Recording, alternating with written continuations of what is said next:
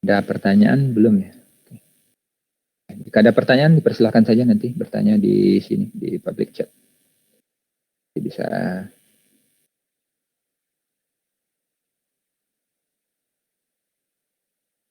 Oke.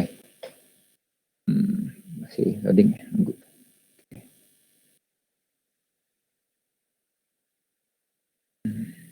Oke, kita baru masuk.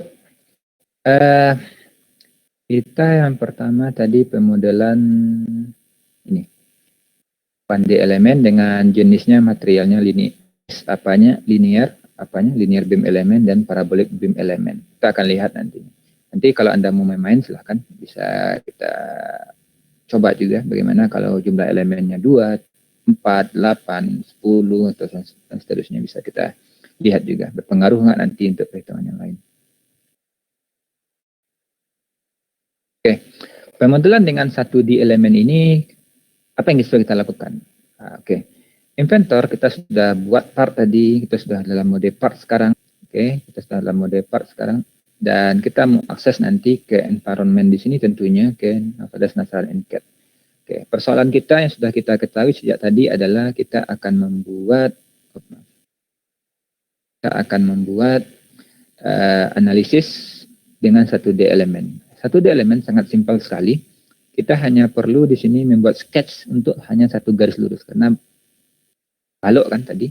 Karena kalau 1D elemen, berarti parameter tambahan yang kita masukkan adalah penampangnya. Itu baik berupa penampang dan momen inersia penampang. Oke. Jadi di sini kita bisa langsung mulai. Perlu diingat kalau kita menggunakan finite element, biasanya Z itu vertikal ke atas ya. Berarti Z di sini nantinya di mode assembly itu sebagai acuan umumnya, Y itu X dan Y itu di bidang datar biasanya. Z itu vertikal, jadi bidang XZ dan bidang YZ itu di bidang vertikal biasanya. Oke, agar jadi berarti kita akan buat di bidang XZ saja. New sketch baru, isinya line nantinya. Oke, tidak ada masalah seperti ini. Saya buat line-nya ke kiri ya. Kita buat line ke kiri dengan satu line saja, panjang tadi 1000 mili.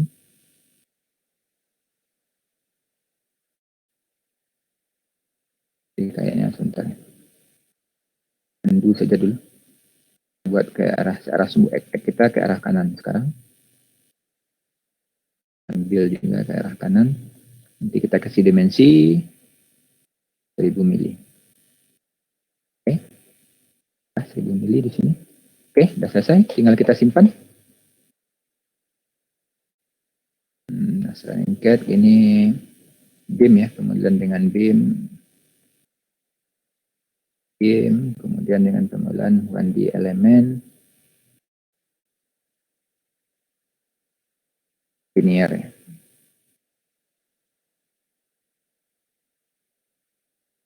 Sudah selesai. Setelah ini sudah jadi. Berarti kita langsung ke environment saja. Kita buka Autodesk Nasral Encat.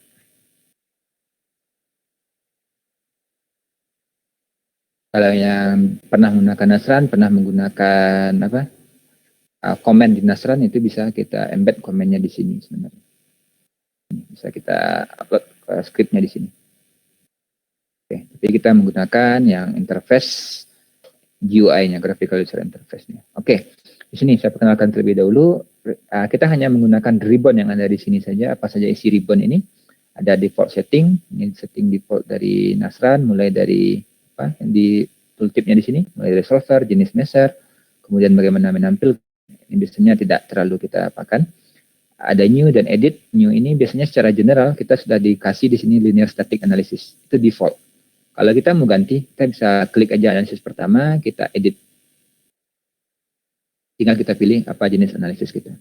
Oke. Mau di-rename jenis analisisnya? Boleh juga, tidak ada masalah. Kita rename. Misalkan kita analisisnya untuk ini dulu. Kemudian kita create lagi analisis kedua juga boleh, bisa juga kita buat nantinya. Unit standar di sini ada boundary CAD model karena dari CAD apa saja unitnya, panjangnya mili, masanya dalam ton, waktu dalam second, kemudian gaya dalam Newton, temperatur Kelvin, dan sudut dalam degree. Kalau Anda mau di SI, bisa meter, atau modified SI dengan length milimeter. Oke, mau English atau CGS juga boleh. Oke. Kita pakai default aja CAD model. Oke. Ini mau di output setnya apa, ini elementalnya, apakah kita berdasarkan sudut atau sentroidal nantinya ketika kita mau menghitung tegangan dan yang lain sebagainya. Kalau corner artinya sesuai dengan nodalnya, kalau sentroidal berarti di mana sentroid dari elemen tadi. Oke. Jadi biasanya kita left aja by default untuk opsi-opsi yang ada di sini. Oke. Option ini ketika kita ada elemen yang berbanyak, yang banyak elemen nanti tentunya apakah jenis kontaknya mau kita sebut dia bonded. Tentunya kalau kita pemodelan ada dua benda yang kita las, kita mau untuk analisis misalkan dengan statik, apakah tempat lasan itu mau kita nyatakan sebagai bonded atau terpisah nantinya, atau terjadi yang seperti ini. Nanti di help-nya bisa dibaca lebih detail ini untuk apa sih sebenarnya. Tapi kita tidak akan menggunakan ini dulu. Oke. Kemudian kita bisa juga sebenarnya kita di environment tadi kita punya stress analysis, sebelumnya kita hitung yang masih standar ya, nggak terlalu enhance ya apanya fiturnya. Kita bisa gunakan import dari sini. Materials kita assign di sini. Assign-nya kalau saya keluar dulu dari Autodesk Nastran, kita bisa assign juga kan dari sini material untuk apanya. Ini kalau bawaan dari Inventor Material Library kecil, saya gunakan Autodesk Material Library yang lebih banyak. Select, banyak jenisnya kan, lebih banyak tadi. IC-nya juga lebih variasi dari baja karbon, kita lihat dari IC 1080. Oke, bisa juga di sini. Atau di Autodesk Nastran di material, kalau belum lupa ngeset tadi di sana. Jadi kalau saya punya dua benda berbeda gimana? Bisa aja di set materialnya nanti akan muncul di model nanti tentunya di sini. Jenis material. Karena ada dua tadi, generik dan standar steel, yang generik bisa kita delete saja. Konfirmasi lagi. Oke. Ini bisa kita variasikan. Nanti pas di meshing material ini yang kita gunakan. Nah, kita coba dengan satu material dulu di awal. Oke. Idealisasi. Inilah yang menjadi persoalan kita. Bagaimana kita idealisasi? Kita meskipun kita membuat dengan baja hollow kayak rangka-rangka tertentu kan, itu kan sangat rumit sekali. Ya, daripada kita hitung 3D karena di rangka hollow, kalau kita hitung dengan 3D elemen itu kan sangat kecil sekali. Tetrahedron elemen tadi kita gunakan, lebih baik kita gunakan di elemen. Satu span antara batas ke batasnya itu bisa kita gunakan jadi satu elemen. Oke, ini kita maju ke idealisasi. Kalau benda kita sudah pejal biasanya defaultnya itu solid kan. Tapi meskipun kita buat garis di sini secara default dia solid element juga. Tapi yang kita ambil di sini adalah jenis line elements. Shell elements itu digunakan untuk 2D element atau curvature element, itu kayak permukaan bola, itu bisa juga kita nyatakan sebagai shell element, atau plat datar itu masuk ke kategori di Autodesk Nastran Incat sebagai shell elements. Ya, untuk ini kita gunakan line elements. Oke. Line elements di sini ada berapa jenis? Ada bar, ada beam, ada pipe. Bar ini lebih banyak kita gunakan untuk truss. Kalau beam itu bar itu lebih banyak kita gunakan untuk truss ya. Itu translasi dalam arah X dan Y saja.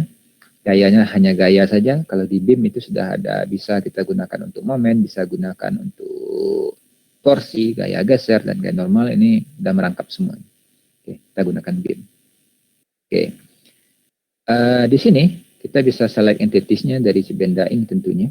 Dan di sini ada property input type yang harus kita tambahkan. Itu adalah berupa cross section juga bisa, atau structural members. Kalau structural members ini biasanya kita bermain di assembly, kita bermain di design accelerator, itu sudah bisa kita create kan sebenarnya. Ada juga ada analisisnya. Tapi kalau kita mau bawa bisa juga structural membernya di sini. Oke.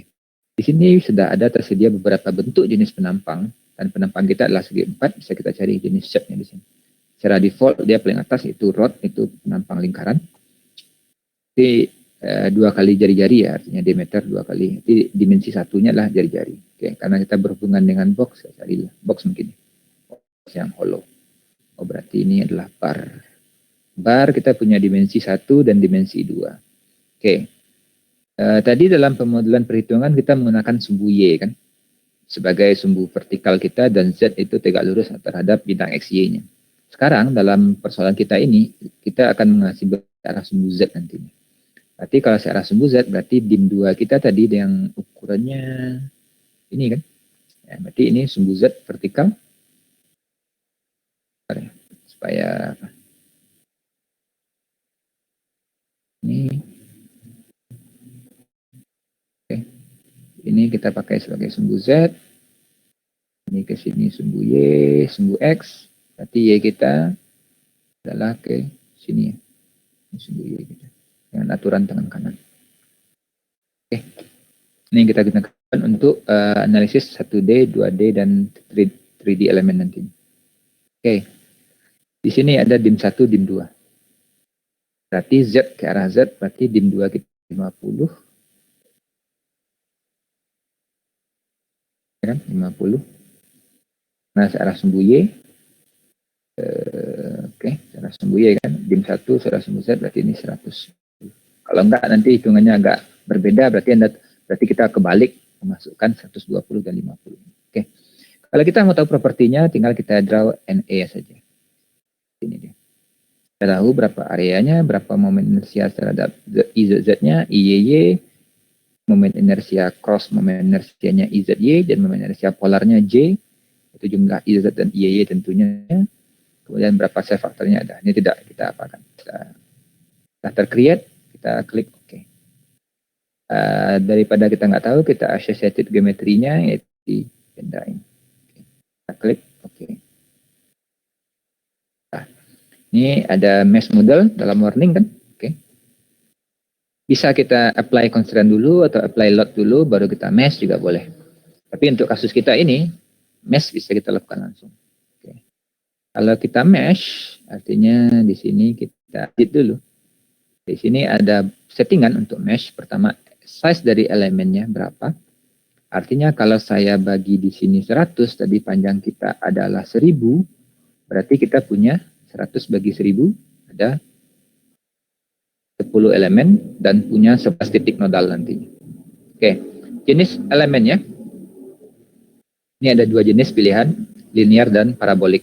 Nah, ya linear tadi fungsi bentuknya itu antara nodal dan nodalnya linear kelakuannya, kalau parabolik berarti ada 3 nodal nantinya. Oke, kita cari dulu yang linear. Ya, kita kasih kita linear. Oke, linear. Kalau Anda mau settingan yang lain, bisa aja settingan yang lain terhadap ukuran mesh-nya dan properti lainnya untuk automatic meshing nanti bisa di-set di sini. Tapi ini tidak kita set ya. Oke. Berarti tinggal kita generate mesh-nya. Ya, otomatis generate mesh di sini kayak adanya gradasi warna kan dari gelap ke terang di sini. Ini salah satu elemen. Ini adalah titik elemen berikutnya. Oke, Oke, tinggal kita klik OK. Jadi nanti kalau kita punya banyak jenis idealisasi, warna ini akan beda-beda nanti. Itu yang bedakan. Jadi, oke. Kemudian mesh-nya sudah, kita apply lagi. Itu namanya constraint. Karena kita jepit tadi, dan di sini kita berhubungan dengan sistem coordinate. Kita di sini adalah 3 dimensi space, berarti kita fix. Berarti kalau fix kan seluruhnya kan. Transaksi X, transaksi Y, transaksi Z. Oke. Klik nodalnya. Nodal saja. Ini di poin kita tadi. Sudah kita klik fix. Kita sudah klik poin di sini. Tipe-nya adalah di sini jangan dipindahkan struktural. Oke, struktural elemen ya. Oke. Tinggal kita pilih oke. Ya, otomatis meng-create constraint baik dalam gaya. Kalau ada satu ini untuk gaya, yang satu kepala panah ini, kalau 2 kepala panah itu constraint momen. Berarti momen seluruh baik dalam sumbu X, sumbu Y, sumbu Z terconstraint, gaya dalam arah sumbu X, sumbu Y juga terconstraint. Oke. Lagi, itu beban yang kita harus masukkan. Jadi beban kita di sini ada 2 jenis, ada load, ini ID-nya bisa kita ganti, Anda ganti aja nanti namanya kalau mau. Kemudian jenisnya ada force, moment, retribusi, pressure, gravity, dan seterusnya. Atau dari output ini biasanya ketika kita berhubungan dengan termomekanikal seperti saya bilang di awal. Oke. Kita biarkan by force. Kemudian di sini ada load definition. Kalau kita pilih force, dia ada basis komponen, normal to surface, atau geometric entity. Di normal to surface ini misalnya kita gunakan lebih ke 3 dimensi ya, karena kita hubungan 1 dimensi. Karena 1 dimensi itu berupa garis, kita gunakan by komponen saja. Entitasnya di mana? Entitasnya yang ini ya, entitas. Berarti itu adalah poin yang ada di ujung balok satunya lagi. Oke. Kemana arahnya? Kalau sumbu Z kita positif tadi di sini. Ya, positif beban kita nih, arah panahnya adalah, arah panah gaya kita adalah ke Z negatif. Jadi kita akan beri nilai di sini adalah minus 1000 Newton, karena diminta magnitudenya adalah 1000. Fx, Fy Kalau kosong itu sudah diidentifikasi sebagai nilai 0 saja, tidak ada gaya di dalam arah X dan Y. Oke, di arahnya ke arah sini. Oke, kalau kita mau ganti sih bisa. Tinggal dimainkan aja ininya ya. Nampak depan, putar dulu. Oke. Nampak. Mirip enggak? Oke, pas. Saya nampak yang realnya. Oke. Setelah itu apa yang kita lakukan? Oke, di sini sudah tersedia subcasesnya kayak load, kayak beban. Ini bisa kita gantikan di subcase-nya. Kita mau beban yang lain juga boleh, nanti bisa kita apply subcase di sini. Oke. Kalau composite ini nanti ya. Kalau kita belum ada composite juga bisa. Oke. Kalau kita sudah set ini semua, di sini sudah otomatis tadi ya, ada nodes, kita punya 11 nodal. Di titik di masing-masing ini kita bagi 10 elemen, jadi 11 nodal, kita punya 10 elemen. Dari part 1 yang kita gunakan di cat tadi. Oke. Ini load sudah, constraint sudah. Harusnya kalau sudah ada idealisasi, sudah artinya idealisasi sudah kita meshing, sudah kita apply beban, sudah kita apply boundary condition atau constraint, otomatis itu sudah bisa kita run model kita. Jadi semuanya sudah terpenuhi syarat-syarat kriteria untuk merunning sudah. Kalau tidak, nanti ada satu aja yang lupa. Ketika run pasti akan ada alert nanti tentunya. Run, kita tunggu softwarenya.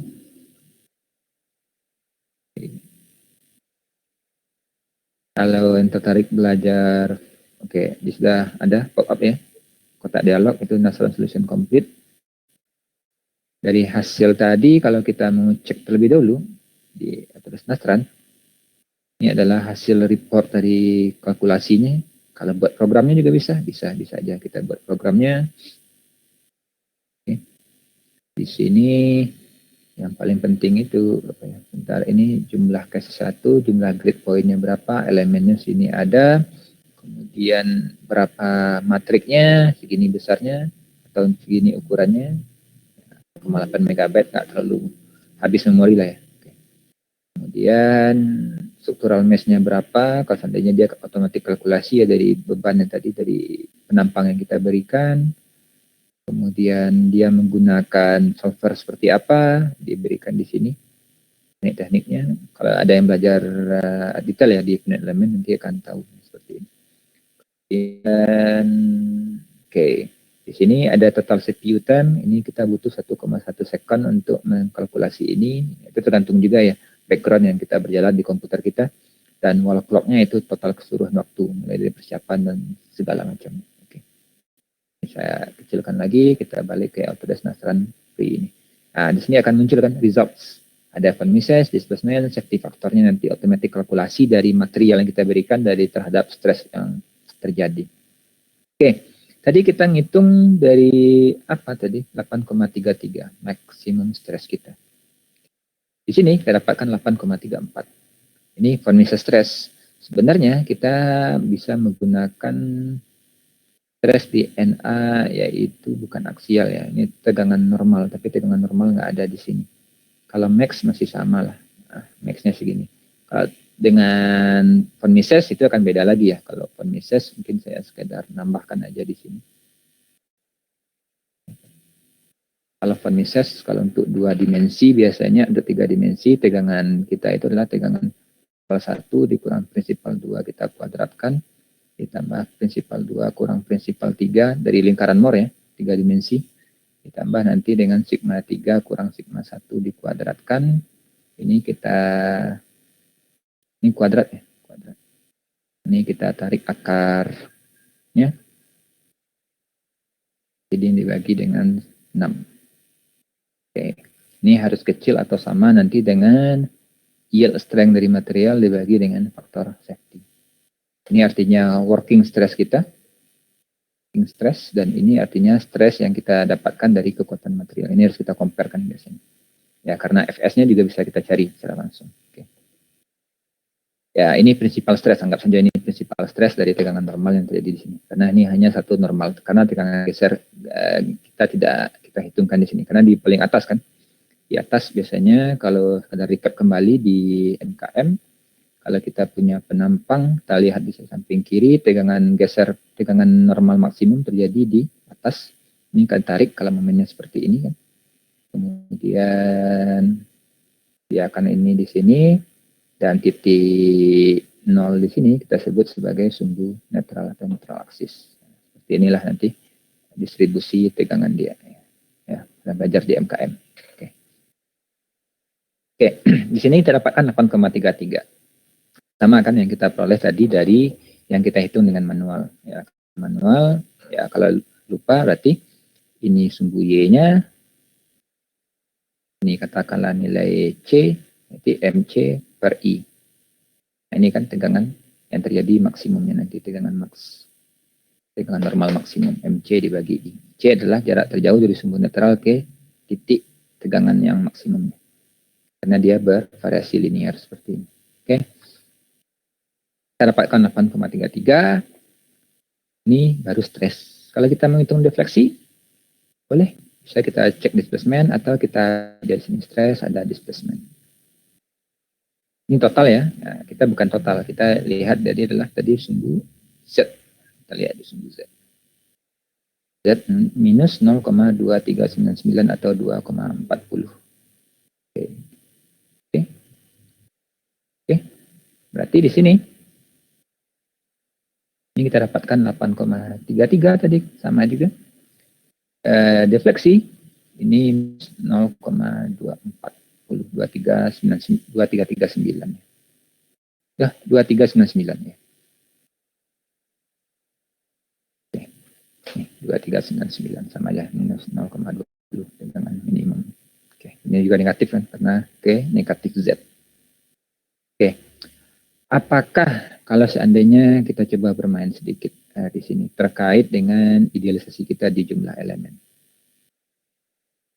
Oke, ini sudah apa ya? Kita bisa return di sini ke elemen. Berarti di meshing tadi kita edit 100. Kalau kita buat 2 elemen aja gimana? Berarti terus ya. Pasti sangat kasar sekali ini artinya. Kita masih pakai linear juga. Apakah masih sama nggak kita ngitung tegangan? Masih sama nggak kita ngitung defleksi? Oke, sudah masuk di sini. Sudah selesai di meshing, nggak ada yang error sana. Kita langsung run. Kita hanya punya 2 elemen sekarang. Artinya kita punya 3 nodal. Oke. Untuk defleksi tidak terjadi persoalan, sama kan?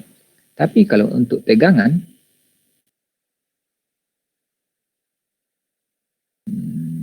mana tadi max stress, tidak juga akan ada masalah. Tapi di sini kalau kita lihat dari bottom, fungsi bentuk kita agak kasar dikit, bentuk dia terdefleksi.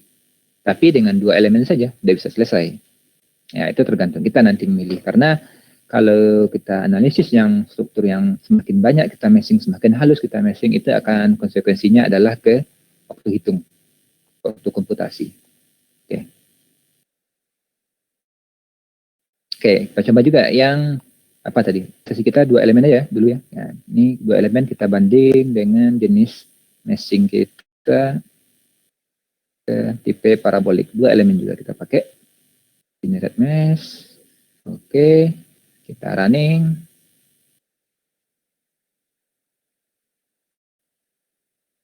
Oke. Oke, stres kita juga nilainya sama. 8,33 MPa. Defleksinya juga sama, minus 2,399. Ini total ya, kita buktikan yang Z aksis sama. Jadi tidak ada persoalan hitungan linear atau tak linearnya. Tapi kalau untuk kasus ini biasanya kita linear elemennya cukup dibandingkan kita menggunakan parabolik elemen. Ya kalau untuk ukuran kecil tidak akan ada masalah waktu hitung biasanya. Tapi kalau matriknya sudah besar itu akan baru ada konsekuensi dari waktu hitung. Mungkin kalau ada pertanyaan, persilahkan terlebih dahulu. Silahkan kalau ada mau bertanya. Sebelum kita masuk ke pemodelan balok yang sama juga ke 2D elemen. Oke. Ya, sudah ada beberapa pertanyaan. Oh, ada ya. Oke, apa? Saya bacakan aja langsung. Tapi mau dilanjut dulu atau kita simpan di akhir, Pak? Nggak apa-apa. Saya coba aja secara general di sini. Oke, Oke, mungkin yang pertama dulu nih Pak, ada satu pertanyaan dulu ya. Dari Ibu Nirmala, apa kelebihan Nastran InCAD dibandingkan software CAD lainnya, Pak? Wah, kalau itu tidak bisa banding Bu, karena Nastran InCAD itu adalah built-in tambahan ya untuk software CAD. Sebenarnya tidak, kalau menurut saya tidak ada kelemahan sih, tidak ada kelebihan antara satu software dengan software yang lainnya. Kalau seandainya kita beli SolidWorks nggak salah ya, SolidWorks itu software built-innya itu jauh lebih bagus dibandingkan Nastran. Itu kan tergantung pilihan aja, tergantung fitur yang ditawarkan saja sebenarnya. Kalau di sini Nastran InCAD ini adalah software untuk finite element. Kalau berarti untuk analisis ya lebih ditekankan, bukan ke 3D modelingnya, artinya itu 3D desainnya. Kalau yang di sini Bu Amelia, kalau untuk Nastran ke CNC tidak bisa Bu. Kalau CNC kita harus tambah yang namanya software CAM terlebih dulu. Nastran ini hanya khusus untuk software finite element. Kalau untuk CNC, untuk baik kita gunakan berarti kami menjerat G-code kan artinya di sini. Setidaknya ini harus ada kayak tambahan untuk G-code-nya juga. Dan saya tidak paham ke arah masalah CAD CAM. Saya biasanya di CAD CAE biasanya. Oke, mungkin yang Bu Nirmala ini webinar series menggambar mesin dari dasar, mungkin bisa saya tawarkan juga ke teman yang tertarik, Pak Sufianto. Nah, boleh saya juga nanti Pak, kita buatkan seriesnya nanti dari dasar. Iya, ya. Bagus juga Pak, nah, Bapak. Nanti Kak Finite Element kalau mau nanti kita buat juga berurut, nggak apa-apa juga, bisa juga. Nah, kalau Bu Puji dan ini nanti saya simpan dulu yang 3 terakhir. Oke. Berarti tidak ada pertanyaan ya terkait dengan pemodelan? Oke, mungkin kita bisa langsung lah ke 2 dimensinya. Oke. Kalau sudah ngambil mata kuliah finite element akan semakin enak sekali di sini, karena kalau saya dulu waktu belajar finite element di Universitas Andalas, dosen saya nggak boleh menggunakan software yang jadi, tapi harus buat dulu programnya dengan Fortran atau C++, terserah, tapi dosen lebih senang Fortran. Tapi sekarang saya lihat junior-junior saya di sana, mereka lebih menggunakan MATLAB sekarang. Ya, itu artinya mulai dari membuat matriknya, ngali matrik, semuanya dipelajari. Artinya apa yang terjadi di belakang layar si ini tadi yang hitung, itu yang dipelajari. Karena kita ngambil mata kuliah finite element. Jadi kalau mau untuk riset dan sebagainya, software seperti ini bagus. Karena kan kita buat kan tidak scalable sebenarnya. Sama juga ketika ada teman-teman dari informatika yang belajar machine learning, ketika dia pakai framework kan lebih enak dibandingkan dia buat sendiri, kan itu akan semakin error core-nya kan tinggi sekali. Oke. Kita masuk ke pemodelan 2 dimensi. Satu elemen tadi sudah kita bahas ya, yang ini untuk linear dan parabolik. Oke. Untuk 2 dimensi kedua, untuk 2 dimensi model balok kita yang ini, kita akan ambil ya di sini. Kalau untuk 2 dimensi, berartinya kita akan ambil di sini bidang XZ sebagai bidang balok kita. Berarti kita akan membuat penampang, bukan penampang ya, artinya rektangular, artinya yang panjangnya 100, tingginya 120 mili. Itu yang kita pakai nanti untuk pemodelan yang ini, 2D ini. Ini sama ya, 833, 240. Dengan 2 elemen atau 3 elemen sama saja. Ini 8,33, ini minus 0,240. Oke. Kita back ke bentar lagi. Oke. Ini 2D, kita create satu lagi part baru. Oke, saya simpan nanti dengan bin 2D. Di elemen. Oke. Ini nanti saya generate aja yang untuk untuk parabolik. Oke, kita sudah di sini, kita kembali lagi di bidang XZ untuk menggambarnya.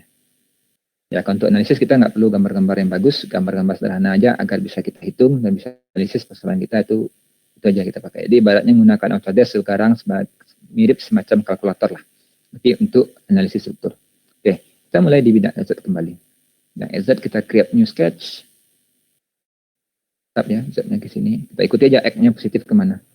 Kita ambil rectangle di sini, saya ambil di sini dulu, taruh di sini ya. Karena saya kepengen nanti subu netral dari si ini berada di midpoint di garis vertikal ini. Oke, ini sudah saya buat rectangle. Kita ambil ini, coincident constraint untuk meng-constraint midpoint si garis ini dengan center dari koordinat kita di awal. Oke, sana. Oke, kita kasih dimensinya tinggi 120 mm. Oke. Panjangnya di sini jadi 100 maaf 1000 mm. Oke, jadi kita finish sketch. Apakah ini bisa digunakan langsung? Belum, karena ini belum jadi rectangle kan, ini garis yang kita create. Jadi untuk create-nya pakai apa? Biasanya kita bisa menggunakan patch di sini, yang surface di ribbon 3D model, kan ada surface di sini bagian sini. Bisa menggunakan patch untuk meng-create rektangularnya. Oke, patch di sini udah otomatis ya, tercreate sini. Kita tinggal oke, ini yang kita pakai nanti untuk analisis pemodelan dengan 2D elemen. Dan saya tidak masukkan tadi dalam perhitungan di open port saya untuk analisis dengan elasticity, karena ini akan berhubungan dengan persamaan diferensial partial order 2. Jadi kita langsung saja ke finite elemennya. Oke, ini sudah kita berrectangle, kita masuk ke environment, masuk ke Autodesk National Income. Oke, sudah kita kembali lagi di sini. Berarti Z sumbu kita. Nanti untuk tebalnya gimana? Ya, tebalnya kita assign nanti, karena kalau untuk rectangle seperti ini biasanya untuk plat ketebalannya yang kita input. Tadi kalau untuk 1D yang kita input adalah properti penampang. Luasnya berapa, measurement apa. Tapi kalau untuk 2D elemen yang kita tambah input adalah ketebalan dia. Oke, material belum kita assign ya. Kita assign di sini. Bisa kita klik ini atau klik dari sisi model di sini. Materialnya generik di sini. Ini bisa kita edit. Kalau kita klik ini artinya kita nambah material. Kita bisa select material di sini dari Autodesk Material Library, karena itu yang paling banyak ya dibandingkan Inventor Material Library. Tadi kita di steel ya, stainless steel, IC tadi steel IC, di carbon steel bukan stainless, 1080. Nggak ada ya yang tanpa, kayaknya enil ya, di enil tadi ya, bukan yang quenching dan austenistic ya. Oke. Itu yang kita ambil aja default tadi enil juga kayaknya. Oke. Di sini bisa kita entry secara manual saja, bisa jenis material juga bisa. Kalau kita berhubungan dengan material-material jenis lain, baik ortotropik yang kita tahu pemodelan materialnya seperti apa, bisa kita assign di sini. Oke. Kita berhubungan baja, kebanyakan baja bisa idealisasi isotropik karena derajat anisotropiknya sangat rendah sekali. Jadi hampir sama properti dia ke segala arah. Oke, failure theory standar lah orang pakai von Mises untuk ductile material kan. Oke. Kita klik oke, material sudah di-assign di sini. Kemudian apa yang perlu dilakukan? Apakah meshing dulu? Apakah assign load dulu atau assign constraint dulu? Oke. Kita akan coba idealisasi dulu ya. Artinya di sini kita akan pilih jenis elemennya apa. Kita klik idealization. Ini kita bukan solid element ya, karena kita menggunakan elemen bidang atau permukaan atau surface, kita gunakan shell elements. Berarti tambahan kita adalah thickness di sini, lebarnya berapa. Advanced option ini kalau seandainya nanti ada recovery, kalau sudah belajar teori tentang di teknik mesin ya, mungkin di S2 terkait dengan teori plat, cangkang, kemudian shell, nah ini bisa salah digunakan di sini. Tapi kalau untuk tahap ini kita yang standar saja, yang dasar saja, berarti kita nggak perlu yang ini. Kita hanya perlu assign di sini T-nya tebalnya berapa. Jadi dari kasus T kita pasti yang ini 50 mili. Oke, kita assign di sini 50 mili. Oke, ini geometrinya apa? Apakah kita jenis elemennya quadrilateral atau triangles? Oke, apa itu bedanya quadrilateral dan triangles? Kita back dulu sebentar. Ini kita sebut 3 nodes ini triangular, ini triangular. Yang 4 nodes ini kita sebut dengan quadrilateral. Arti ada 4 sisi, kali ini 3 sisi. Triangular berarti 3 sisi, quadrilateral berarti kuat ya, berarti 4 sisi. Sama kan tetrahedron nanti solid, tetra itu 4 berarti ada 4 bidang. Kalau ini 4 nodes ini apa nih? 6 sisi ya. Hexahedron atau apa? Lupa. Oke, kita pakai aja yang quadrilateral, jenis elemennya nanti. Atau kalau nak klik ini dia sudah otomatis mengenali. Tapi kalau untuk make sure saja, yakin ini yang kita jadikan sebagai quadrilateral atau triangles, berarti kita di sini supaya lebih meyakinkan saja atau make sure kita saja. Oke. Mesh belum ya. Oke, shell sudah ya, dengan materialnya tadi langsung dilibatkan. Mesh model kita edit. Kita linear dulu, nanti kita cek yang paraboliknya. Oke, ini tadi 120, ke sini 1000. Berapa sih kita mau elemen size-nya, ukuran-ukuran elemennya untuk elemen segi 4? Oke, saya mau 20 saja, 20 mili. Berarti ke sini ada 6 elemen, ke sini nanti ada 50 elemen. 6 kali 50 ada mungkin ada 300 elemen nanti yang akan hadir kita bagi di sini. Oke, kita langsung generate dengan linear ya, generate mesh-nya. Oke. Oke. Ini software ya, bawaan softwarenya nanti yang meng-create ini, bukan apanya. Nggak tahu ini kenapa akan di-create otomatis, karena automatic meshing ya, tidak bisa kita kalau software kayak ANSYS atau software kayak Solid Edge kalau nggak salah, meskipun masih CAD, ini masih bisa kita buat, kita set ini 20, kita set ini sini 20, ini akan otomatis saja. Itu bisa. Itu agak manual meshing dikit.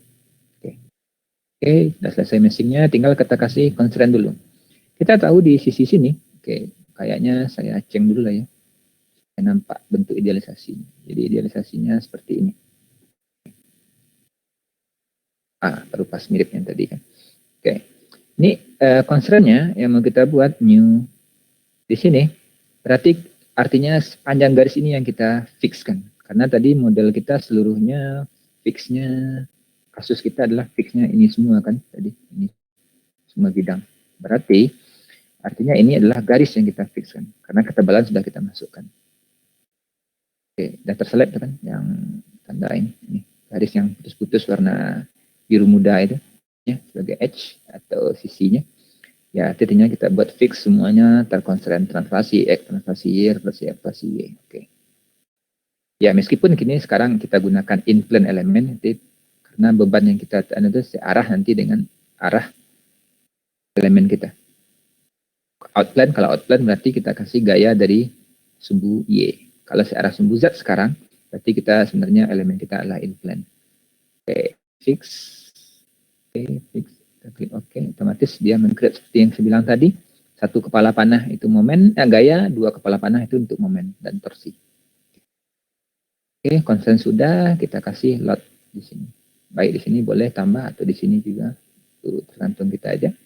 Oke, ini yang kita pilih adalah kita mau pilih titik boleh atau kita pilih garis. Kalau kita pilih garis, otomatis nanti gayanya akan dikasih di tengah-tengah. Kalau kita masih titik, kita akan dapat di ujung atas. Oke. Pilih aja titik, karena jadi titik sini. Oke. Gayanya itu dalam arah sumbu Z kan, minus 1000. Oke, otomatis ya. Dia dari sini ke sini arahnya. Oke. Ini bisa kita jalankan karena semua yang dibutuhkan untuk analisis sudah kita set. Berarti kita bisa klik run. Tunggu. Tidak tunggu ya. Ini apa-apa. Oke, nah translation complete. Sebentar ya. Kita masih back ke sini. Oke. Mana tadi ya? Oke. Ini bisa kita lihat di sini kita punya 358 nodal grid point kita. Kalau seandainya kita anggap saja dia ada 6 degree of freedom, kali aja ini 6. Jadi matrik kita adalah sebanyak ini dikali 6. Itu ukuran matrik kita. Dan matriknya adalah matrik bujur sangkar. Elemen tidak mempengaruhi. Itu jumlah nodal bisa dihitung untuk mencari degree of freedom dan ukuran matriks. Berapa lama dia compute? Itu 1,7. Ini belakang. Tapi untuk dan segala macamnya 4. Ini relatif ya terhadap kinerja komputer sekarang. Oke. Ini secara default semuanya tegangan itu pasti Kevin Mises standar lah atau dipakai sebagai apa untuk analisis tegangan. Karena yang kita inginkan adalah normal di sumbu X. Nanti kita ambil shell X normal seperti normal tegangan normal searah sumbu X. Karena kan ini sumbu X. Jadi kita buat dia normal di sumbu X. Maksimumnya di sini dengan nilai segini, minimumnya kenapa sedikit berbeda dari apa? Ya, itu kan formulasi kita, seperti apa formulasinya kita nggak tahu di sini, seperti apa dia membuat model matrik kekakuannya, kita nggak tahu di sini karena kita sudah memakai built-in ya, built-in, tapi tidak ada masalah. Nilai kan masih mendekati dari nilai yang kita tahu tadi hitungannya. Ini 7,8, ini minus 8,74. Lebih tinggi nilai tekannya. Ini tekan artinya ini tarik. Terus tidaknya kalau kita mau di apa ya? Lupa equivalent stress kayaknya. equivalent stress sudah hampir mirip, karena ini akan diambil absolut di semua tegangan, baik tekan, baik apa, akan diambil absolutnya dan dihitung nanti dari prinsipalnya. Atau mau dari tegangan prinsipal juga boleh. Ini button tetap bisa maksimum prinsipal, dapat sekitar 8,7686. Berarti prinsipal sumbu X, prinsipal sumbu Y akan dihitung di sini. Kayaknya normal X normal atau ya, ada masalah tuh hitungan. Dapat 8,389. Oke, saya tambahkan di sini 8,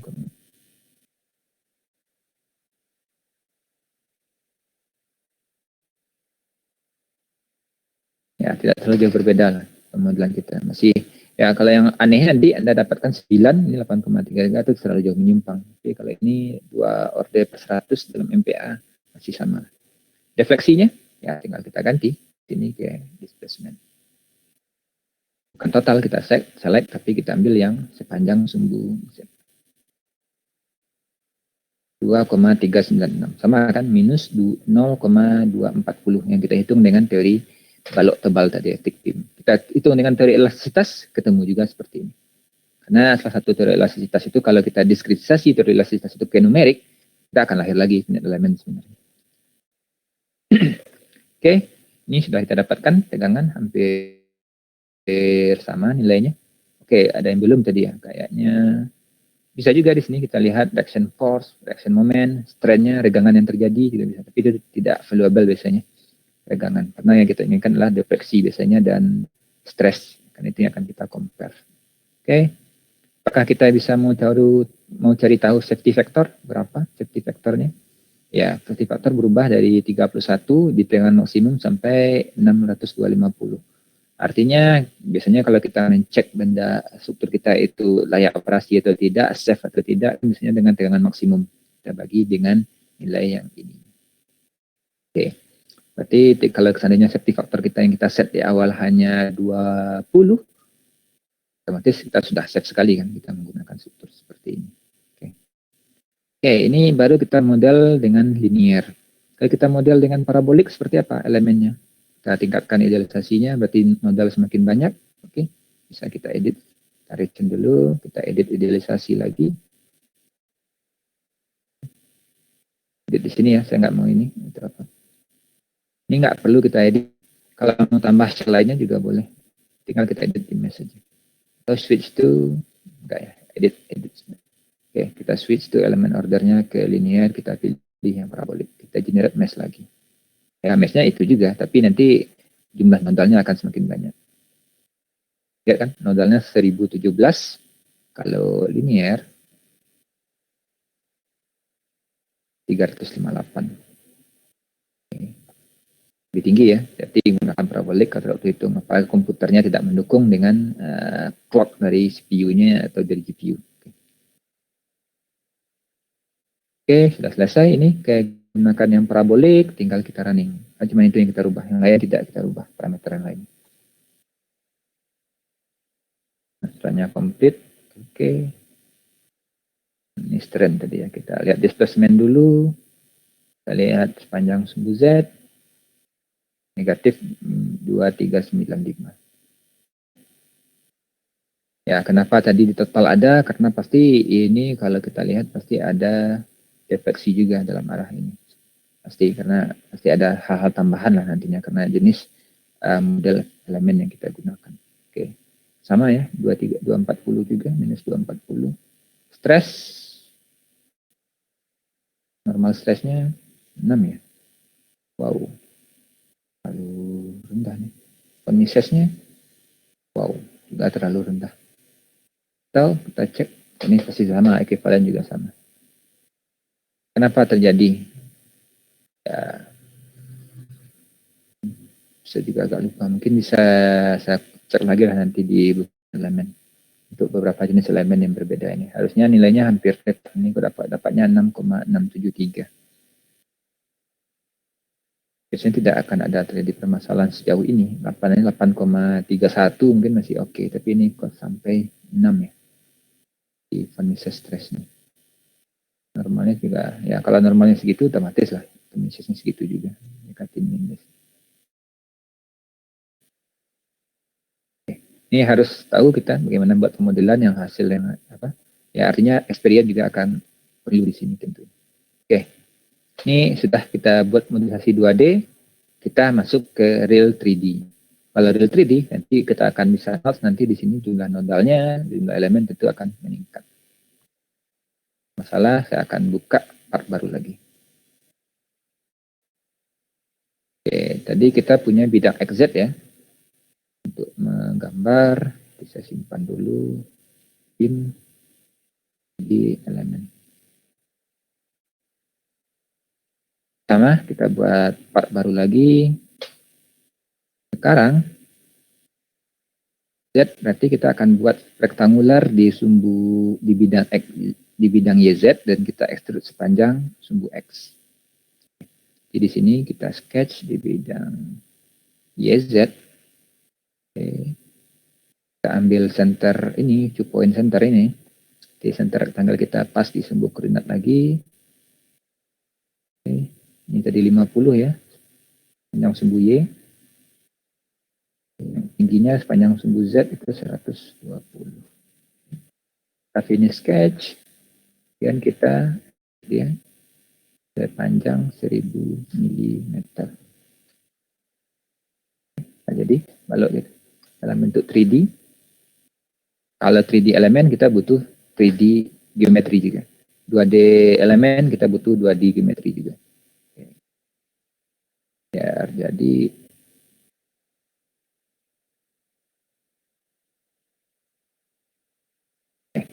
ini nanti akan kita fixkan di itu dan sisi ini yang akan kita kasih gaya atau garis ini aja juga bisa. Tidak ada masalah. Oke. Nanti sudah disimpan, kita assign material nanti saja atau dari sini juga bisa, tidak ada masalah. Bisa juga dari sini ya. Kita langsung aja di sini langsung. 80. Oke. Materialnya sudah, kita ke environment ribbon, kita ambil Autodesk Master Cut lagi. Oke. Sudah. Idealisasinya seperti apa? Dia otomatis mengenali solid karena benda solid dia sudah otomatis solid tercreate di sini. Beda ya ketika menggunakan face tadi atau line tadi dalam pemodelan itu yang kita harus pilih lagi idealisasi. Tapi kalau sudah solid dia otomatis mengenali solid langsung. Kalau solid kalau kita mengedit apa saja nggak ada sama sekali yang perlu kita di sini. Solid elemen tidak akan bisa kita pakai ya otomatis solid tidak ada tambahan lain selain dari sistem koordinat yang kita gunakan sesuai dengan sistem koordinat di part 1 kita sumbu global triad yang ini. Oke, ini nggak ada lagi perubahan ya, tinggal kita klik oke. Mesh model boleh kita buat mesh model, kita edit dan di sini secara default biasanya orang akan menggunakan untuk 3D ini adalah tetrahedron yang akan menggunakan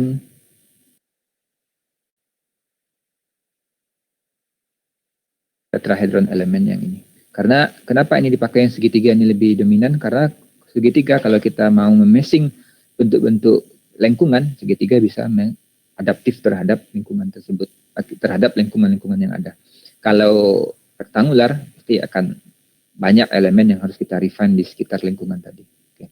Apalagi kalau pakai yang horizontal ini, yang parabolik itu bisa lingkungannya tidak terlalu banyak nodalnya. Nanti bisa elemennya. Ketika kita menggunakan solid elemen yang ini, yang tipe parabolik, itu artinya jumlah elemen kita akan bisa kita kecilkan dibandingkan kita menggunakan linear.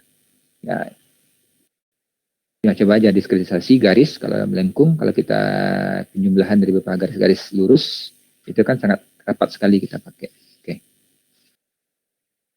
Oke, di sini kita gunakan yang linear dulu. Berapa kita mau pakai elemen size-nya? Mau pakai 25 juga boleh, pakai 20 juga nggak masalah. Kita mau fine atau mau agak sedikit kasar.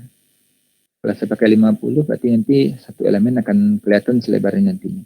Kita coba saja generate mesh-nya. Ya kan? Satu kan. Ini lihat.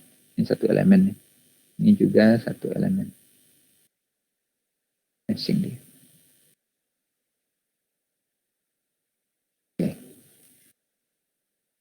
Oke.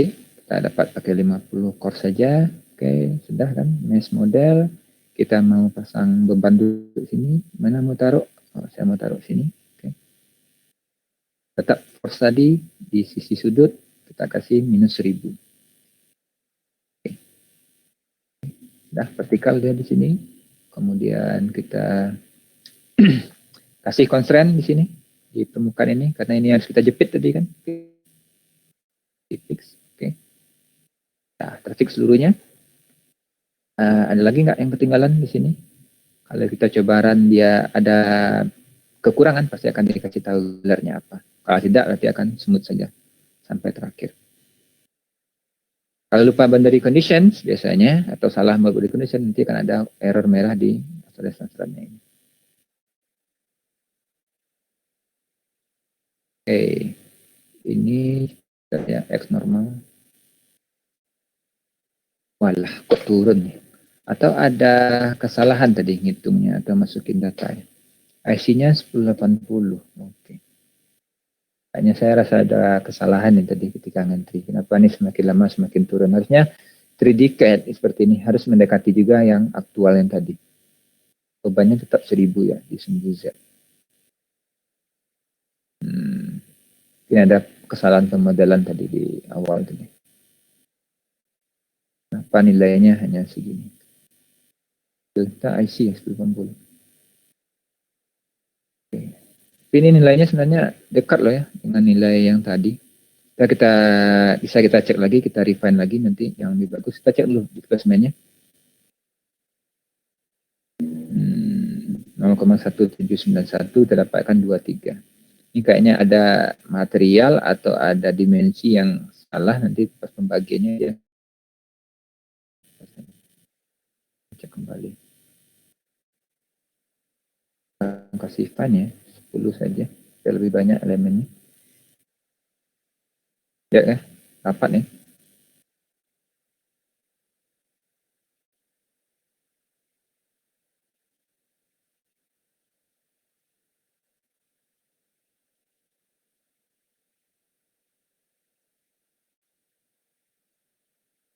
Oke, selesai. Masuk agak lama juga. Oke, lihat. Hampir kan kita dapatkan 0,236. Kita lihat stresnya 9,74. Kok kayak yang floating nilainya. Semakin di meshing halus, dia semakin tinggi nilainya. Kayaknya mungkin ada kesalahan yang dihitung atau pemodelan idealisasi di constraint tadi. Nah, mungkin juga ya. Semuanya sudah difixkan di permukaan. Ini fast lah, permukaan. Fix dulu. Oke. Kalau di run lagi resultnya tadi 9,74 harusnya 8,33 tadi. Mises juga akan hampir sama dengan nilai itu.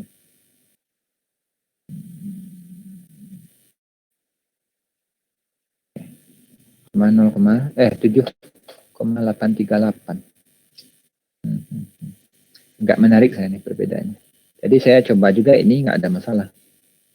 Mungkin ada kesalahan di pemodelan atau yang lainnya kayaknya. Benar. Saya coba ke centroidal.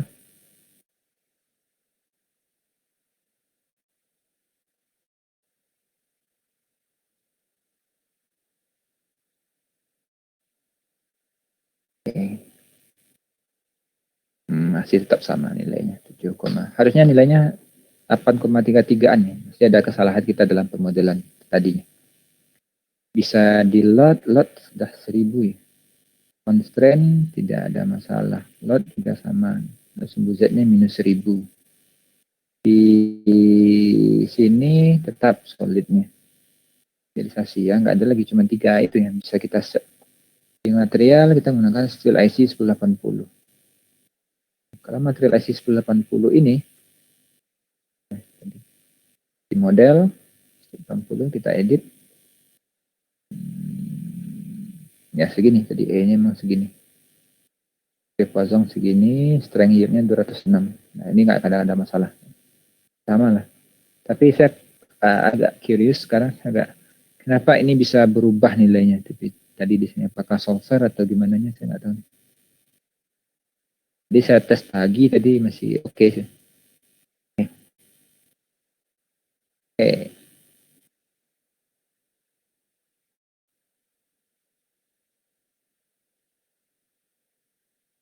Oke, saya coba jawab dulu ya kalau ada yang apa ini. Kayaknya di antara di sini masih apa ya, masih banyak bertanya tentang CAT ya. Oke, tadi Puji ya.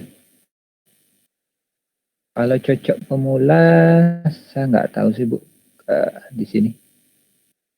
Yang cocok untuk pemula belajar CAD. CAD-nya CAD apa dulu Bu? Kalau kita di 2 dimensi ya AutoCAD lah standarnya kan. Dan banyak lagi yang dari Solid Edge atau dari Siemens atau dari Dassault System juga ada menyediakan yang 3D-nya, yang 2D-nya. Kalau 3D-nya Inventor masuk mudah Bu, masuk mudah. Kalau CATIA tidak recommended lah kalau untuk 3D CAD yang pertama pemula karena itu agak sedikit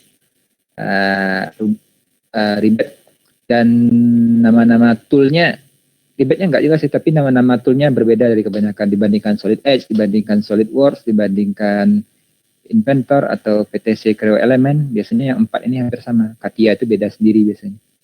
Meskipun CATIA dan SolidWorks satu perusahaan kan sebenarnya. Kemudian dari Mas Rizky nih bertanya, atau Pak Rizky ya, Mas Rizky kayaknya nih. Oke. Bagaimana membuat rancangan itu, apakah langsung dengan awal atau dengan software? Ini tergantung sih. Kalau kita di desain biasanya kita ketika membuat konsep ya. Kalau kita membuat konseptual desain biasanya kan kita lebih ke ngejar fungsional dulu. Biasanya kalau engineer itu cuman gambar hands dengan aja dengan tangan di kertas seperti ini, fungsionalnya seperti ini. Kalau mau kita realisasikan biasanya kita buat dulu dalam bentuk digital mockupnya, yaitu dengan kita menggunakan, saya menggunakan dengan software. Kalau rancangan awal ini saya mungkin kalau dalam definisi, saya tadi dengan definisi apa ya, rancangan teknik ya tadi. Tapi kalau mau dengan software juga apa, kalau kita sudah bagus software. Tapi kalau tidak, minimal dengan tangan jelas fungsional dari sistem mekanik atau sistem mekanikal yang mau dibuat, saya rasa sih tidak ada masalah sebenarnya. Kalau kan baru tahap awal kan. Oke. Kemudian Bu Puji lagi, apakah software CAD atau CAM lain yang bisa menghitung tegangan selain dari Nastran? Oh, ini bukan CAD CAM ya Bu. Kalau untuk Nastran, kalau untuk apa itu CAE namanya Computer Aided Engineering, itu contohnya seperti Nastran, ANSYS, kemudian apa ya, COMSOL, itu bisa dipakai sih yang sudah jadi biasanya. Dan itu tinggal kita pelajari, kita juga tidak-tidaknya ngambil mata kuliah di teknik mesin atau di sipil atau di penerbangan ya. Rekan-rekan semua di sini bisa belajar lah untuk itu. Kita menggunakan software itulah untuk menyederhanakan langkah kita sih sebenarnya. Dibandingkan kita harus membuat coding dari dasar dengan menggunakan MATLAB atau menggunakan Fortran atau dengan sejenisnya, itu kan sangat membutuhkan waktu sangat panjang sekali biasanya.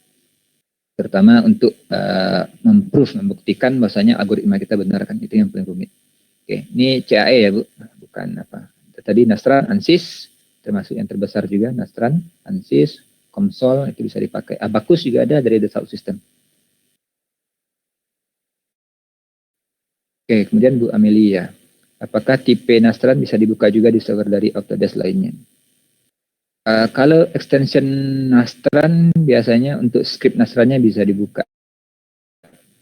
Nastran di sini adalah untuk solver finite element ya, untuk membantu kita dalam analisis. Kita sudah buat model desain rancangan dengan CAD, mau kita analisis strukturnya, sistem mekaniknya, apakah solidnya, kekuatannya, kemudian defleksinya dan sebagainya, apakah bucklingnya juga nanti, apakah vibrasinya. Kita perlu cari normal modes, itu biasa kita menggunakan Nastran ya di sini. Dan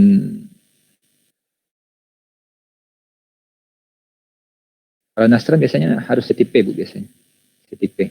Biasanya kalau Nastran kita punya software Nastran atau dengan Nastran juga. Kalau kita punya Inventor part yang IPT harus buka dengan Inventor. Tidak bisa kita buka dengan software yang lainnya. Biasanya itu sudah spesifik dengan extension filenya.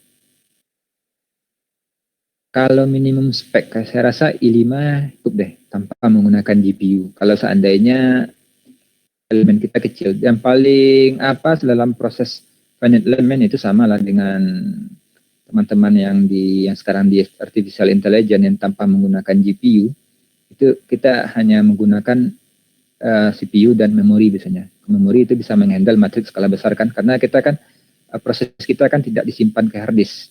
Jadi memori lah yang bertanggung jawab nanti berapa ukuran dari matriks kita. Dan itu tergantung juga seperti yang tadi kan. Ketika kita buat yang ini, saya pindah dulu ke tab Autodesk ini. Kita kan ada di sini berapa sih? Kita untuk analisis ini kita butuh grid kita sebanyak ini 10.184 nodal, ya kan? Dan ini kita kali 3 karena degree of freedom kita terakhir adalah 3 satu. Kali 3 ada 30 ribuan. 3 ribuan berarti setidaknya kita punya matrik yang ukurannya ini karena sudah sparse matrik ya, karena matrik dari finite element itu adalah di sekitar diagonal, ada yang 0 nilainya, jadi kita bisa nyatakan dalam sparse matrik, bukan dense matrik. Dense matrik itu adalah matrik yang sebelumnya terisi. Contohnya kalau kita buat random 1000 kali 1000 artinya semua elemen di matrik itu akan ada nilai. Tapi di finite element karena dia sparse, karena ada nilai 0. Kita butuh 5,6 megabytes. Artinya I5 atau I3 kayaknya kalau untuk yang seperti ini oke. Tapi kalau sudah kompleks masalah kita dalam bentuk asam sebagainya, itu harus spek yang lebih tinggi lagi. I5 atau I3 sudah. Kalau kayaknya I11 generasi 11 kan, generasi 11 dari Intel cukup lah saya rasa.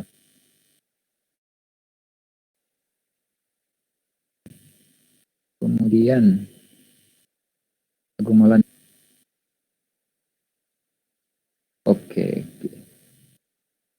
Ini panjang pertanyaan Pak Agung. Ini saya baca apa? Saya jawab di sini. Ya, kalau von Mises mungkin bisa belajar kalau sudah ngambil mata kuliah mekanika material, pasti setidaknya mungkin Pak Agung sudah diajar bisa lah di sini kalau tahu. Kalau von Mises itu biasanya adalah dari prinsipal stres. Artinya kalau kita mau menghitung dengan von Mises stres, berarti kita harus menghitung dulu berapa sih tegangan yang terjadi dari struktur kita, di mana sih elemennya yang kritis nantinya atau yang memiliki tegangan paling tinggi. Itu kan bisa kita pahami dari tegangan normal maksimumnya dan tegangan geser maksimumnya. Yang normal bisa diakibatkan oleh momen, bisa diakibatkan dari gaya normal. Sementara tegangan geser bisa diakibatkan oleh gaya geser dan torsi kan. Kemudian kita dapatkan nilainya, kita buat elemennya. Dari elemen kita akan tahu kan dengan lingkaran Moore di mana tegangan prinsipalnya itu tegangan prinsipal pertama, tegangan normal maksimumnya, tegangan normal minimum, dan juga nanti tegangan geser maksimumnya. Itu dari setengah jari-jari dari lingkaran Moore. Kemudian kalau defleksi itu adalah contoh paling sederhana, kalau kita punya penggaris salah satunya kita tahan seperti ini, kita tekan di ujung ini, dari dia tanpa berbeban dan setelah dibebani berapa jauh titik itu berpindah, itu kita sebut defleksi di mechanical engineering. Kalau safety factor sebenarnya itu tergantung ya, dari nanti ada dua jenis, mengatakan tentu ada yang dari sisi operasional dan juga dari sisi material. Oke, biasanya safety factor itu dalam desain, kalau saya belajar dari guru saya, itu beliau menyebutkan safety factor itu biasanya dipilih dari kondisi operasi dan material gunanya. Material itu tergantung ya, apakah material yang kita gunakan itu jenisnya ductile, liat, atau jenisnya brittle. Kalau operasi, apakah dia operasi dalam kondisi statik, dalam kondisi dinamiknya itu bebannya berulang seperti apa, kemudian apakah dia itu terkena juga ada suddenly tiba-tiba ada impact tapi tidak continue, artinya beban impactnya itu juga ada faktornya kan. Itu biasanya kita pilih. Jadi safety factor itu kita sebut sebagai faktor keamanan, itu adalah komparasi dari tegangan yang bekerja yang kita hitung secara analisis dan nanti kita bandingkan dengan material. Biasanya itu dipilih di atas nilai 1. Ya, kalau teman-teman di penerbangan biasanya itu dia tahu bukan safety factor, mereka namanya margin of safety. Margin of safety itu adalah safety factor di minus 1. Biasanya itu pasti lebih dari 1 biasanya. Ya, kalau mau dilihat titik kritisnya, itu di safety factor kita pilih seperti apa. Kita hitung misalkan von Mises stress sebagai standar kita ya. Kita compare von Mises stress kita compare dengan strength dari material yang kita gunakan. Katakanlah von Mises stress kita hitung tadi 10. Material kita punya titik batas di yield-nya, titik luluhnya katakanlah 100. Tadi von Mises 10, strength yield kita tadi 100.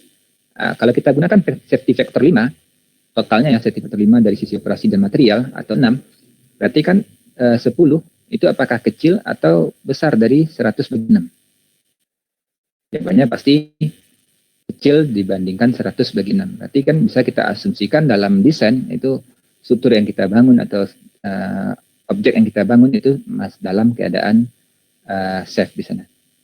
Kalau masih kritis, bagaimana cara kita improve? Ada dua kondisi mengimprove-nya. Pertama, mencari material dengan string yield yang lebih tinggi, tapi konsekuensinya cost-nya bisa lebih mahal, atau dimensi yang kita perbesar. Biasanya seperti itu. Kalau dimensi yang perbesar, ada lagi cost-nya.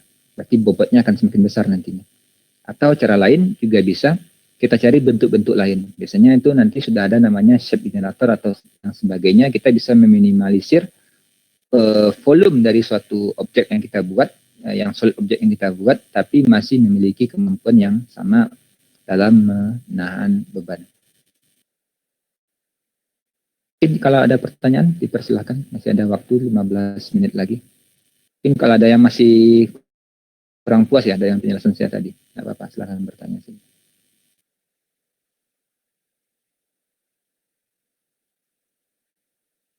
Oke, boleh nih. Kalau teman-teman masih ada yang belum dipahami atau masih ada yang mau ditanyakan, boleh langsung dituliskan melalui kolom chat publik. Atau kalau mau ada yang speak up, bertanya secara langsung juga boleh. Tadi permintaan siapa tadi? Sambil bertanya saya langsung tadi, kayaknya Bu Amelia atau Bu Nirmala tadi. Salah apa? Webinar series mengenai gambar mesin dari dasar. Ini kalau bisa dijelaskan di sini apa aja, mau AutoCAD atau dari Inventor? Ini dulu kan. Supaya nanti saya dengan teman Pak Sufianto bisa me-arrange lah yang seperti ini. Tapi kami tidak janji bulan ini, mungkin sekitar bulan 6 lah nanti kalau mau mulai. Setelah lebaran lah mungkin, tidaknya kami harus membuat bahan dulu kan untuk apanya. Iya betul Pak. Mungkin kita bisa buatkan keduanya. AutoCAD dan apa kalau ini Inventor ya. Iya. Rata-rata kampus punya lesson Inventor ya, Mas Rizky. Di Polman gimana? Menggunakannya kalau di Polman itu SolidWorks, Pak. Oh, SolidWorks. Ya, Betul. Itu. Kalau kami belum punya dana untuk lesson sih, pakai yang apa aja kan, yang gratis dikasih sama Inventor kan untuk akademis kan. Yang dari Iya betul. Tapi rata-rata untuk kompetisi tingkat S1 biasanya Inventor SolidWorks itu standar lah dipakai untuk lomba-lomba tahunan BKSTM biasanya. Pada sama akademisi. Iya, ada kalau di desain. Iya. Kalau di tingkat SMK itu dipakai untuk lomba LKS Inventor itu, Pak. Wah, ya emang harus, karena kan itu kan anak SMA atau anak SMP, SMK, anaknya harus udah bisa lah sekarang, nggak apalagi itu kan betul kan, bukan satu hal yang wah lagi. Oke, Pak Agung nanti materi, oke. Ini linknya ada di atas. Oke, bisa apa? Saya buka lagi. Nanti file-file inventornya yang untuk analisis bisa saya tunggu aja nanti lewat link sharing ini, nggak bisa di download nanti di sini. Belum saya masukkan, tapi materi yang tadi sudah. Tapi itu cuma sekilas ya. Tapi kalau mau belajar lebih detailnya, ya pelajari dari buku Finite Element-nya. Ya kalau rekomendasi bukunya banyak sih bukunya. Tapi kalau yang mbahnya itu Zenkiewicz. Tapi kalau yang di dasar apa ya buku? Kalau saya nggak recommended bajakan ya, tapi di Litgen kalau kita Indonesia termasuk agak apa juga nggak encourage Anda sih untuk kebajakan. Tapi di Litgen bisa Anda temui dan cari buku-buku bagus lah sebenarnya. Karena nggak mampu juga kita beli. Untuk mahasiswa nggak ada masalah lah nanti. Oke, mungkin yang lain. Masih ada pertanyaan atau tidak? Kayaknya sudah mulai berkurang ya. Boleh ya, kalau masih ada yang mau ditanyain langsung aja ditulisin. Mungkin karena ini juga ya Pak. Kenapa? Menuju asar, jadi ya mungkin istirahat keluar dulu. Ya. Di Bandung udah asar ya? Di asar ya? Sudah asar Pak. Sudah asar ya Bandung. Kami sebentar lagi itu setengah jam 3 lewat. Oke, yang bertanya silakan. Mumpung masih ada waktu 10 menit lagi sampai jam 3.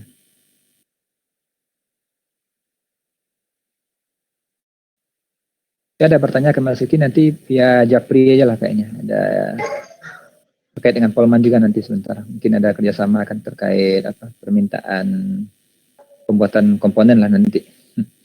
Capek aja nanti. Mungkin silakan ada yang bertanya. Kalau ada yang Jadi kalau masih ramai, saya masih ada satu topik mungkin nih off dari materi yang saya kasih, tapi orang sudah berkurang juga. Mungkin tadi permintaan Bu Nirmala tadi tidak apa-apa lah, kita akan coba, tapi di sekitar bulan 6 atau bulan 7 lah nanti, terkait dengan seriesnya ya. Setelah Lebaran berarti ya Pak? Ya Januari, awal Juni lah Mas Rizky mungkin. Karena ya kalau Adval ini kayaknya nggak terlalu banyak peminat sebenarnya, saya lihat itu kan. Lebih banyak juga yang kalau yang basic-basic itu. Saya coba tanyakan ke Pak Supianto nanti. Beliau mau atau apa kan? Mau bantu atau gimana nanti? Ganti-gantian aja nanti, tidak apa-apa. Iya sih, boleh Pak. Karena peserta biasanya mencari webinarnya itu yang dari dasar Pak. Oh, yang mau belajar dari awal gitu. Iya, saya lihat yang untuk program kan yang kayak dari Mas Rusnanda kan rata-rata kan basic semua kan, saya lihat kan. Iya, basic semua. Semuanya. Oke lah, akan kami coba juga ke sana nanti. Di series yang dari dasar ya, mungkin kantor atau kalau Pak Sufi mau di paket nanti juga nggak apa-apa. Saya bilang sesampaikan ke beliau lah nanti, Pak Sufi.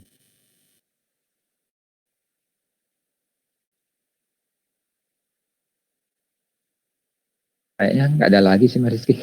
Belum, nggak ada lagi yang bertanya. Oke, kalau gitu, kalau misalnya masih ada yang ditanyakan nih untuk teman-teman, boleh menghubungi CP Bisai saja. Nanti kami sampaikan ke Pak Adrian ya Pak nanti pertanyaannya. Oh oke, nggak apa-apa Mas Rizky. Boleh. Ya, karena waktu juga nih keterbatasan waktu yang kita miliki, Pak. Caranya harus segera diakhiri nih. Mohon maaf nih Pak, lagi serius sih. Apa-apa. Karena nggak ada lagi pertanyaan kan. Kalau ada pertanyaan kan masih semangat juga sampai waktu habis nanti. Iya. Mungkin kita bisa berlanjut lagi ya kan. Insya Allah Mas Rizky, kami usahakan itu. Ya, terima kasih banyak nih Pak atas pemaparan materi dan ilmunya sangat menarik. Tentunya ini akan sangat berguna sekali bagi kita semua. Sebelum acaranya ditutup, apakah ada yang mau disampaikan Pak? Motivasi barangkali atau closing statement kepada para peserta?